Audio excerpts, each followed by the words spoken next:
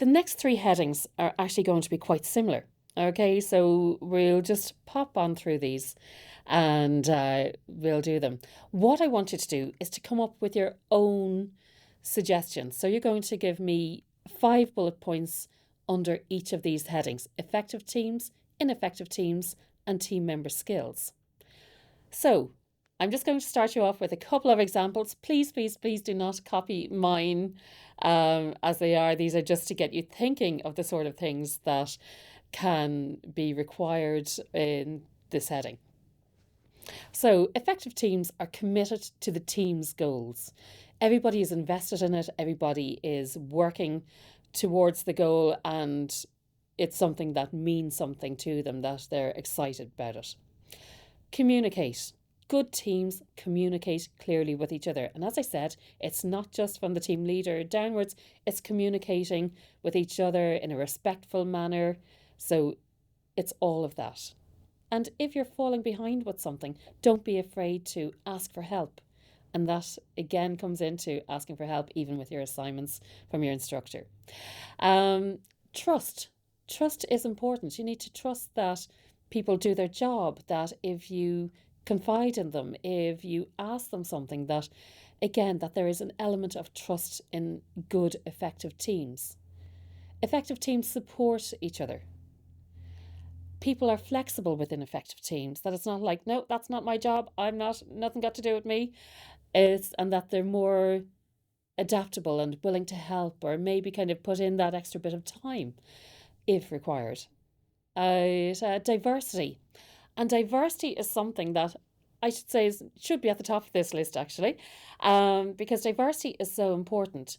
If I have a group of electricians and they've all been trained in exactly the same way, and they'll go to a problem, they'll approach a problem with a very similar type solution. But if that doesn't work, then kind of that's the way that they're all thinking. They're all thinking the same way. Whereas if I have people with different backgrounds, different experience, maybe trained in Australia or Canada and have 20 years experience, or, again, kind of, they might be able to come at the problem in different ways. Okay. So it's great for problem solving. Diversity doesn't have to always be the most experienced, because sometimes you have older members of a team and they might be set in their ways of doing things because they've been doing it for such a long time. So somebody coming in kind of fresh out of their apprenticeship with new ideas about new technologies, new things that are out on the market, again, that can add huge value to the team. So diversity in relation to all aspects of experience, backgrounds, cultures, and it needs to be managed, okay? So whatever the diversity is, that again, it's absolutely great for effective teams, but it's also something that does have to be managed properly, because we see it out there all the time on site, even depending on which county you come from, kind of there can be slagging on site and things like that, whereas that has to be managed and there has to be limits and not overstepping boundaries, okay? And of course, good team leadership, an essential quality for any effective team. Ineffective teams, then kind of on the other hand, and again, you will be creating a few bullet points for this, blame each other. They don't take responsibility for their own work, their own actions, for their own failures, prioritizing their own goals as opposed to the goals of the team. Have poor leadership, and where a leader kind of isn't communicating effectively as to what's expected, maybe isn't taking people into hand where they're lagging behind and not really kind of pulling their weight. So again, that can be in multiple of ways. Bad attitude, a lack of trust between each other, and of course, a lack of communication.